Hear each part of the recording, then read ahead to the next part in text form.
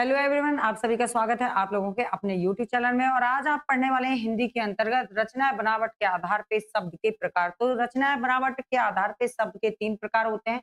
रूढ़ शब्द होता है, यौगिक शब्द होता है और योग रूढ़ शब्द होता है।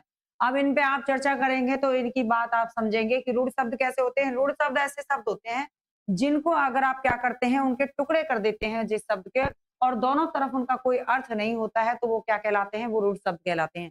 जैसे आप समझेंगे कि पानी शब्द है, पानी, ठीक है जी, पानी शब्द है। अब ये 2 वर्णों से मिलके तो बना है, कि 2 वर्णों से मिलके बना है, लेकिन दोनों तरफ इनका कोई अर्थ नहीं है। इसीलिए जब कोई अर्थ नहीं है तो एक ऐसा शब्द है, आप कहेंगे रूढ़ शब्द हो जाता है।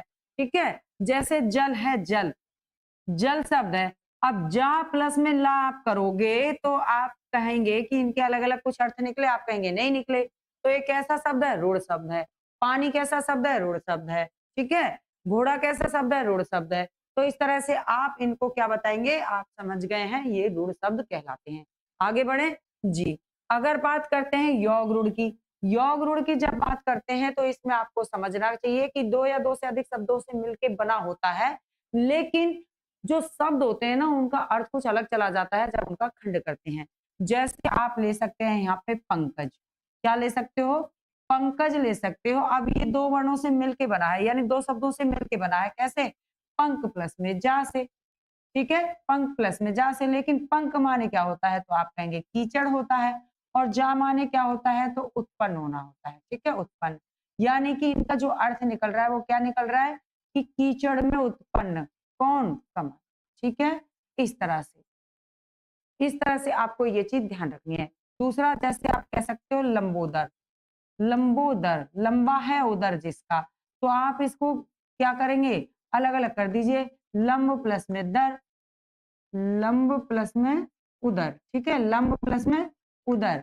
अब क्या है, लंबा है उदर जिसका, यानी कि बड़ा है उदर जिसका, बड़ा है उदर यानी कि पेट। अब दोनों के अलग अलग अर्थ हो गए ना, तो किसका है, तो आप कहेंगे गणेश का है, यानी कि गणेश को लंबोदर बोला जाता है। तो 2 शब्दों से मिलके बने हुए होते हैं, लेकिन अर्थ क्या आ जाता है, उनका अलग चला जाता है, इसीलिए उनको योग रूढ़ कहा जाता है। आगे आ जाए जी। आगे दे रखा है आपका यौगिक शब्द। अब यौगिक शब्द कैसे होते हैं, तो यौगिक शब्द 2 या 2 से अधिक शब्दों से मिलकर बने हुए होते हैं, और दोनों ही तरफ शब्दों के अगर खंड करते हैं ना, तो उनके अर्थ होते हैं। जैसे में आप देख सकते हैं, राजपुत्र है, राजपुत्र है, अलग अलग कर दीजिए, राजा का पुत्र हो जाता है। दिनकर में दिन और कर अलग अलग अर्थ दे देता है। ठीक है, और आगे अगर बात करें तो आप विद्यालय शब्द ले सकते हैं, विद्यालय, तो क्या रहेगा, तो आप इनको अलग अलग कर दीजिए। विद्या प्लस में आलय हो जाएगा, विद्या प्लस में आलय हो जाएगा, और ये क्या हो जाएगा, विद्या का घर, विद्या का घर कहलाएगा। क्या कहलाएगा बच्चे, विद्या का घर कहलाएगा। आलय यानी क्या होता है, घर होता है, तो विद्या का घर। इस तरह से अगर दोनों तरफ आप अलग अलग इनका खंड करते हैं तो इनके अर्थ अलग अलग निकल के आते हैं। ऐसे शब्दों को आप क्या कहते हैं, यौगिक शब्द कहते हैं। तो आप समझ गए होंगे रचना बनावट के आधार पे कितने प्रकार के शब्द हैं, तो आप कहेंगे 3 है। कौन कौन से हैं, रूढ़ है, यौगिक है, योग रूढ़ है। तीनों को आपने अच्छी तरह से पढ़ लिया है।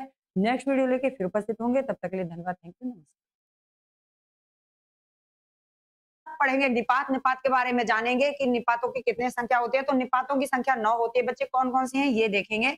निपात की संख्या कितनी है, आप कहेंगे 9 होती है, परीक्षा में पूछा जाता है।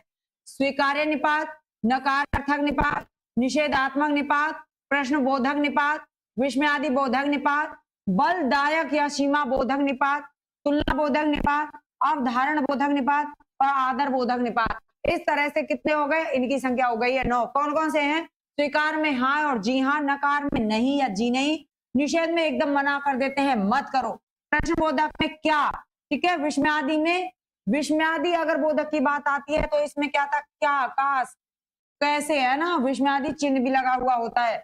बल प्रदाय की बात होती है तो तुम ही तो हो बस घर में, है ना, मुझे ही जाना है, मुझे ही जाना है। ठीक है, तुलना बोधक, सा तुम सा नहीं देखा। अवधारणा बोधक, ठीक है, लगभग सही कह रहे हो तुम, है ना। आदर बोधक, जी सही है, मैं ये काम कर लूंगा। इस तरह से निपातों की संख्या 9 हो गई है। व्याख्या आप समझ गए, नेक्स्ट वीडियो लेके फिर उपस्थित होंगे।